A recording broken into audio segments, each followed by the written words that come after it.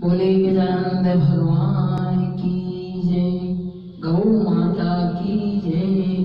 ओम हर पार्थिपते नमो नमः, हनुमते नमो नमः। ओम भूर्भुवस्सुतस्वितुर्वरेण्यं भर्गो देवस्य धीमहि धियो यो न प्रचोदयात्। बोले भागवत पुराण की जय। जय श्री राधे, जय जय श्री राधे, जय जय श्री राधे कृष्ण भगवान की। ओम वक्रतुंड महाकाय सूर्यकोटि समप्रभ निर्विघ्नं कुरु मे देव सर्वकार्येषु सर्वदा। देखो, हम भागवत पुराण, ये भागवत पुराण कथा महायज्ञ इस कलयुग में केवल एक आधार है। क्या आधार है? राम नाम का संकीर्तन करना। कलयुग केवल नाम आधारा, सुमिर सुमिर नर कर धारा। कलयुग केवल नाम आधारा, सुमिर सुमिर नर कर धारा। कलयुग केवल नाम आधारा, सुमिर सुमिर। भगवान कहते हैं कि इस कलयुग में तो राम नाम का संकीर्तन ही बहुत सागर से पार कर देता है। हम कथा कहेंगे, उसके पहले कुछ संकीर्तन करते हैं। जय जय राधा रमण हरि बोल, जय जय राधा रमण हरि बोल, जय जय राधा रमण हरि बोल, जय जय राधा रमण हरि बोल, जय जय राधा रमण हरि बोल, जय जय राधा रमण हरि बोल, जय जय राधा रमण हरि बोल, जय जय राधा रमण हरि बोल, जय जय राधा रमण हरि बोल, जय जय राधा रमण हरि बोल, जय जय राधा रमण हरि बोल, जय जय राधा रमण हरि बोल, जय जय राधा रमण हरि बोल, जय जय राधा रमण हरि बोल, जय जय राधा रमण हरि बोल, जय जय राधा रमण हरि बोल। पूरी राधे कृष्ण भगवान की। देखो, ये पृथ्वी रूपी गाय है और धर्म रूपी बेल है। जब दोनों आपस में बातें कर रहे थे तो परीक्षित महाराज ने उन दोनों की बातें सुनी। अच्छा, पहले तो आप ये देखो, परीक्षित कौन थे? जिस बालक को भगवान कृष्ण ने उत्तरा के गर्भ में बचाया, उस बालक का नाम था परीक्षित। और जब दोनों की बातें सुनी और बेल रूपी जो धर्म है वो उनके पैर काटने के लिए, ये जो कलयुग आ रहा था, तो भगवान कृष्ण कहते हैं कि देखो, ये कलयुग है। इस कलयुग में जितना हो सके व्यक्ति को धर्म कर्म अच्छे करने चाहिए। और देखो, जैसे ही वो कलयुग 3 पैर तो उस बेल रूपी धर्म के कटे हुए थे, और जो एक पैर बचा था ना, उसको भी काटने के लिए जब ये कलयुग आया तो राजा परीक्षित ने कहा कि देखो, मैं पांडवों का पुत्र हूं, जिसने भी ये अपराध किया मैं उसको दंडित करूंगा, मैं उसको छोड़ूंगा नहीं। क्योंकि जिसने इस बेल रूपी धर्म को तकलीफ दी है उसको मैं बिल्कुल भी नहीं छोड़ूंगा। तब देखो ये जो राजा परीक्षित है उन्होंने क्या दृश्य देखा कि एक लंबा चौड़ा विशाल पुरुष जिसका चेहरा काला है, बड़ी बड़ी मूंछें हैं और बड़ी बड़ी आंखें हैं और लंबी लंबी भुजा है, ये नग्न तलवार लेके बेल के उस पैर को भी काटने के लिए तैयार था जो एक पैर बचा हुआ था। सज्जनों, ये काला पुरुष और कोई नहीं, यही है कलयुग और ये इस समय भी कलयुग ही चल रहा है। तो राजा परीक्षित ने कहा कि देखो तुम्हें शर्म नहीं आती, एक पैर बचा हुआ है उसके लिए भी उसको काटने के लिए तो तैयार है। तो देखो कलयुग ने सोचा और ये कलयुग राजा परीक्षित के चरणों में गिर गया। राजा परीक्षित ने उसे क्षमा कर दिया और पूछा कि तुम कौन हो और तुम्हें क्या चाहिए? कि महाराज मैं कलयुग हूं, मुझे रहने के लिए स्थान चाहिए। तो राजा परीक्षित ने 4 स्थान दिए। कौन कौन से सज्जना? दूतम बाणम स्त्रिया सुना यत्रा धर्म चतुर्विधि, 4 स्थान दिए। कितने? 4। जुआ, जुए में कलयुग का निवास है, जहाँ सट्टा खेला जाता है, पैसों से ताश खेली जाती है, जहाँ ध्रुव क्रीड़ा की जाती है, वहां ये कलयुग का निवास है। दूसरे नंबर में शराब, शराब पीकर लोग गंदी नालियों में पड़े रहते हैं, घर को बर्बाद कर देते हैं, घर में क्लेश होता रहता है, तो उसमें भी कलयुग का वास है। और तीसरे नंबर में जो व्यक्ति पराई स्त्री को गलत नजर से देखते हैं, गमन करते हैं, उसमें भी कलयुग का वास है। चौथा, हिंसा में किसी प्राणी की हिंसा करना। कलयुग ने कहा महाराज ये तो सब ठीक है, आपने जो 4 स्थान दिए ये तो सब ठीक है, परंतु कोई अच्छा सा स्थान दे देते तो बड़ी आपकी कृपा होती। अब राजा परीक्षित ने स्वर्ण भी स्थान दिया, सोने के अंदर स्थान दिया कलयुग। और जो राजा परीक्षित ने सोने का मुकुट मस्तिष्क पर धारण कर रखा था, पहन रखा था, तो कलयुग क्या करता, उसमें प्रवेश कर गया और राजा परीक्षित की बुद्धि विकृत हो गई। अब देखो जंगल में जाते जाते सम्यक ऋषि के आश्रम में जब राजा परीक्षित पहुंचे तो सम्यक ऋषि समाधि में बैठे हुए थे और उनकी जो सम्यक ऋषि की वृत्तियां अंतर्मुखी हो रही थी। तब देखो राजा परीक्षित ने उनको कहा कि मुझे भूख लग रही है, प्यास लग रही है, मुझे पानी पिलाओ।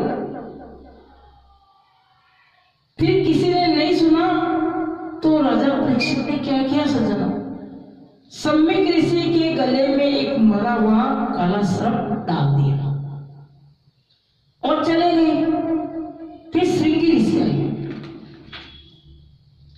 श्रृंगी ऋषि आए, पूछा कि यह कौन आया था? उसने श्राप दे दिया कि मेरे पिताजी के गले में ये जो काला सर्प डाल रखा है वो कौन था? तो श्रृंगी ऋषि ने श्राप दे दिया कि आज से 7वें दिन तुमको तक्षक सर्प डसेगा और उसकी अकाल मृत्यु हो जाएगी। राजा परीक्षित को श्राप मिला 7 दिन में मरने का। अब देखो, अब जैसे ही राजा परीक्षित घर गए तो उन्हें मालूम चला कि मैंने संत का अपराध किया है। अब तो 7 दिन क्या, मैं 7 मिनट भी जीना नहीं चाहता। राजा परीक्षित अपनी पत्नी को कहते हैं कि आपको दुनिया का सबसे बड़ा आश्चर्य बताऊं क्या, कि 7 दिन पहले मेरी मृत्यु नहीं होगी। अच्छा, तो अब क्या करें? लेकिन हमारे 7 मिनट का भी भरोसा नहीं है सज्जन, मेरे भक्त प्रेमी। हम तो प्लानिंग बरसों की करते हैं, लेकिन 7 मिनट का भी भरोसा नहीं है। श्वासों सज्जनों, ये जो श्वास है लौट कर चली जाएगी ना तो फिर नहीं वापिस आएगी। इसलिए इंसान को, व्यक्ति को अच्छी कर्म करनी चाहिए। कहते हैं ना कि दुख में भी भगवान को याद करो, सुख में भी भगवान को याद करो। दुख में भूलो मती और सुख में भूलो मती। और देखो भगवान का हरे कीर्तन तो व्यक्ति को करना ही चाहिए। ब्रज के नगला राधा के सांवरिया, सब दुख दूर हुए, जब तेरा नाम लिया। ब्रज के नगला राधा जी के सांवरिया, सब दुख दूर हुए, जब तेरा नाम लिया। ब्रज के राधा जी के सांवरिया, सब दुख दूर हुए, जब तेरा नाम लिया। मीरा पुकारी रही गिरधर गोपाला, मीरा पुकारी रही गिरधर गोपाला। ढल गया अमृत में इसका भरा प्याला, इसका भरा प्याला। कौन निकाले उसे, कौन निकाले उसे, जिसे तुमने थाम लिया। सब दुख दूर हुए, जब तेरा नाम लिया। ब्रज के नंदलाला राधा जी के सांवरिया, सब दुख दूर हुए, जब तेरा नाम लिया। इसलिए तो कहते हैं कि भगवान, कोई कहता है कि भगवान आते हैं, भगवान आते हैं, परंतु तुम उनको बुलाते नहीं हो। गोपियों की तरह कहाँ बुलाते हो? गोपियों की तरह माखन कहाँ खिलाते हो? और यशोदा मैया की तरह तुम कहाँ नचाते हो? सबरी की तरह तुम बेर कहाँ खिलाते हो? विदुर की तरह तुम केले कहाँ खिलाते हो? भगवान आते हैं। भगवान क्यों नहीं आते? भगवान तो देखो 24 घंटे खड़े रहते हैं, कब भक्त बुलाए और मैं कब उसके पास में जाऊं। तो देखो अब संत को भी करुणावान होना चाहिए। लेकिन श्रृंगी ऋषि ने राजा परीक्षित को श्राप दे दिया। अब राजा परीक्षित ने कहा कि अब चिंता काहे की, 7 दिन में तो मरना ही है। अब राजा परीक्षित ने गृह का त्याग कर दिया, सर्वस्व सब कुछ छोड़ दिया और देखो गंगा नदी के तट पर आए और बैठ गए। वहां बड़े बड़े ऋषि अत्रि, वशिष्ठ, अंगिरा, भृगु, गौतम, दुर्वासा कश्यप और कहा कि राजा, ये हम सबने कहा कि राजा ये हम क्या सुन रहे हैं। तो राजा परीक्षित ने कहा, श्राप नहीं, मुझे तो वरदान मिला है। आप तो संत हित चिंतक हो, धर्मपरायण हो। वहां वशिष्ठ शक्ति पाराशर मार्केट में ऋषि बैठे थे और ये ऋषि तो सज्जनों ऐसे हैं कि इनके जीवन में कितने ही इंद्र बदल गए, कोई भी निर्णय नहीं कर पाया कि राजा परीक्षित को मोक्ष कैसे मिले। तो किसी ने कहा भजन करो, किसी ने कहा वेदांतों का पाठ करो, किसी ने कहा रामायण का पाठ करो। परंतु अब देखो, राजा परीक्षित से मिलने की इच्छा सुखदेव जी को हुई और जिनकी उम्र 16 वर्ष की थी और शरीर पर 4 अंगुल वस्त्र के अलावा कुछ भी नहीं था सुखदेव जी के। अब देखो, जब सुखदेव जी आए तो सब संत खड़े हो गए और खड़े होकर उनको प्रणाम किया और जैसे गंगा तट पर आए सभी ने कहा कि राजा, तुम्हें अब मुक्ति मिल गई। कहते हैं ना कि कुएं के पास प्यासा नहीं गया, ये ये आपकी जो ये दुख दर्द की बात है कि मुक्ति कैसे मिलेगी, तो स्वयं ये सुखदेव जी आ गए, यही आपका निर्णय करेंगे। और राजा परीक्षित ने सुखदेव जी के चरणों में प्रणाम किया और पूजन किया और फिर पूछते हैं राजा परीक्षित, क्या पूछते हैं कि जल्दी मरने का उपाय हमें बताइए। सुखदेव जी ने कहा, राजन, पूरे समाज के कल्याण के लिए प्रश्न पूछा। अब देखो, आदरणीय सुखदेव जी ने कहा कि राजन, परीक्षित को कहा कि मन को गोविंद के चरणों में बांधो। मन को गोविंद के चरणों में कैसे बांधो, ये मन तो बस में नहीं है। तो सुखदेव जी महाराज ने कहा, क्या कहा, जितास्मो जित श्वासो जित संगो जितेंद्रिय स्थूले भगवतो रूपे मने संधारो ये तो धिया। मन को जीतना है तो पहले आसन को जीतो, बहुत देर तक आसन पर बैठने का प्रयास करो, अपनी आदत डालो। और जित श्वासो यानी सुबह उठकर प्राणायाम, ब्रह्म मुहूर्त में उठकर जल्दी स्नान करो। देखो सज्जन, 5 बजे ऋषि स्नान होता है, 8 बजे मनुष्य स्नान होता है और 12 बजे राक्षस स्नान होता है। योग करने से क्या होता है? योग करने से शरीर स्वस्थ रहता है। कराग्रे बसते लक्ष्मी, कर मध्य सरस्वती, कर मूल स्थितो ब्रह्मा प्रभाते, कर दर्शन। देखो, हमारे हाथों में लक्ष्मी, सरस्वती और ब्रह्मा का निवास है।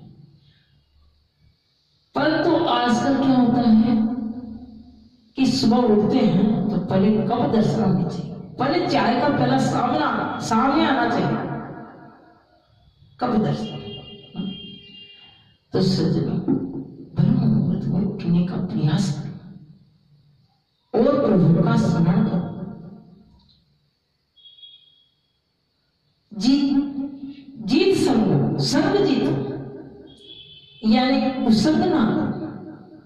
जैसा हो रंग वैसा हो संग, जैसी हो जैसा पिए पानी वैसी हो अपनी वाणी।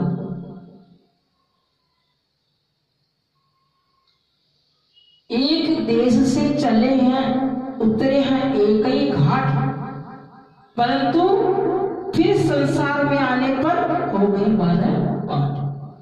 तो संसार में आने का एक ही तो उद्देश्य है, इस जीवन को सफल और सार्थक बनाओ और जो अपना संग है सत्संग में लगाओ, अपना जो ध्यान सत्संग में लगाओ और गुणी व्यक्ति का संग करो।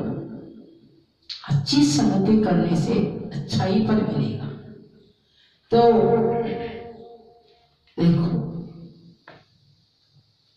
भगवान कहते हैं ना,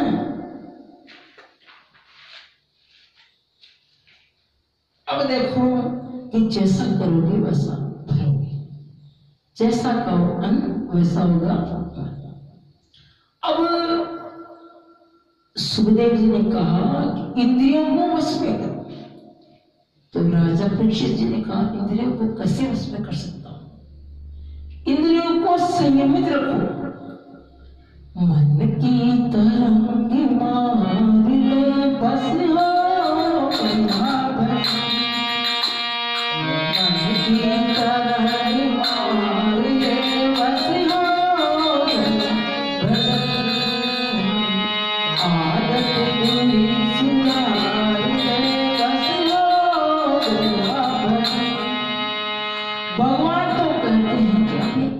हो सुधारो, बुरी आदतों को सुधारो।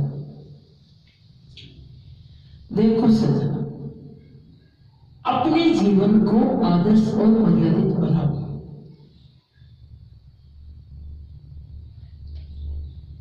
ये नारायण कौन है?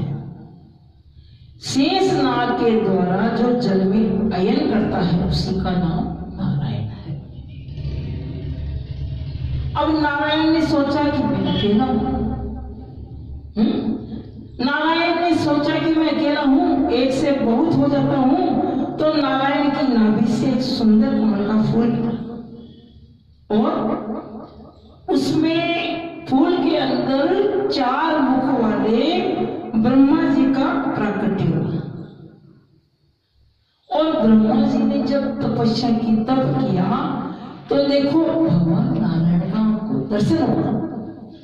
नारायण ने ब्रह्मा को आशीर्वाद दिया। क्या दिया? कि तुम आज से विधाता हो इस संसार की, और अब सृष्टि का विस्तार करो। तो ब्रह्मा जी ने मनु का विस्तार किया। अब देखो संसार की जो हमें संसार में जो सब कुछ दिखाई देता है ना, ये तो प्रभु की माया है। पृथ्वी, जल, अग्नि, वायु, आकाश, 5 तत्वों से हमारे ये जो है 5 तत्व, उससे दुनिया बनती है। पृथ्वी, जल, वायु, आकाश और अग्नि, ये 5 तत्व हैं। अब भगवान ये नहीं देखते हैं कि तुम दिन में कितनी बार स्नान करते हो, तुम वेदों के ज्ञाता हो कि नहीं हो। भगवान तो ये देखते हैं कि इसका मन कितना पवित्र है, इसका मन कितना शुद्ध है। अब देखो 5 वर्ष के ध्रुव को भगवान मिले थे कि नहीं मिले थे?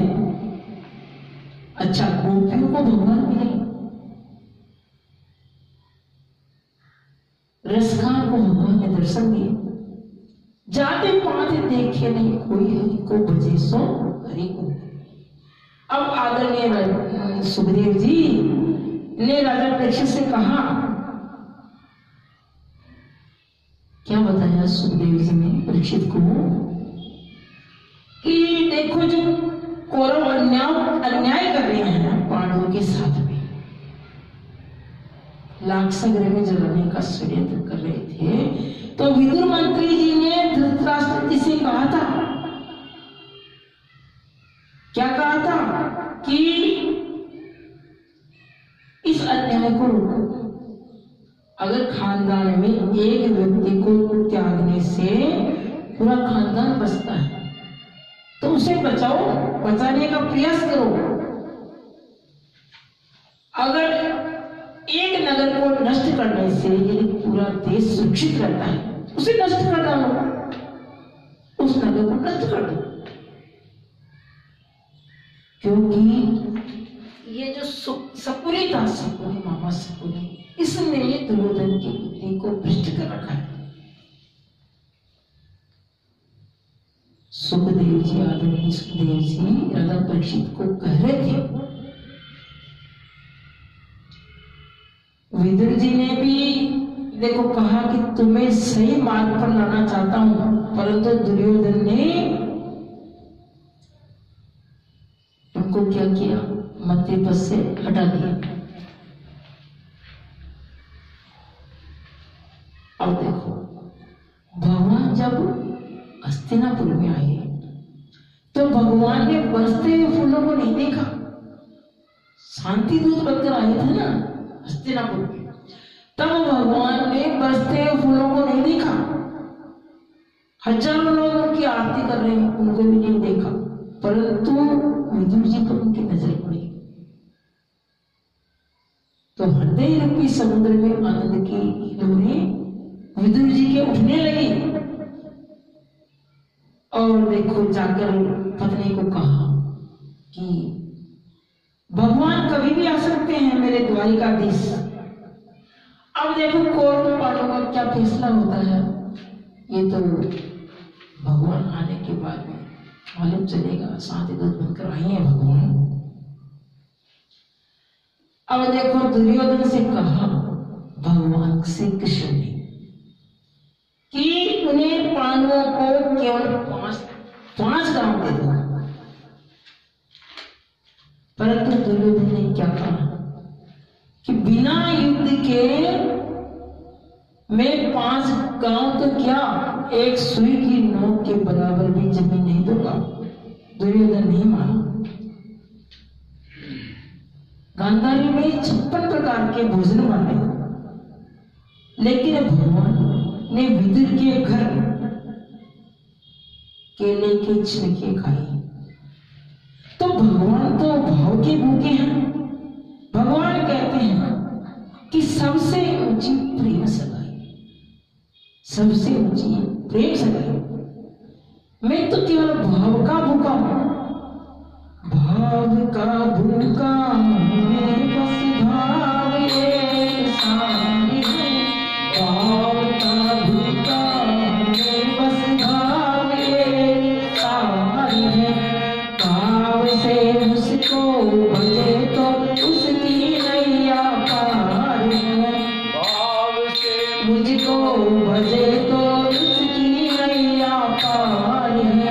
अगर भगवान को भाव से अगर एक पुष्प भी अर्पण कर दो, एक फूल भी उनके चरणों में अर्पण कर दो, तो वह स्वीकार है मेरे प्रभु। बोलिए राधे कृष्ण।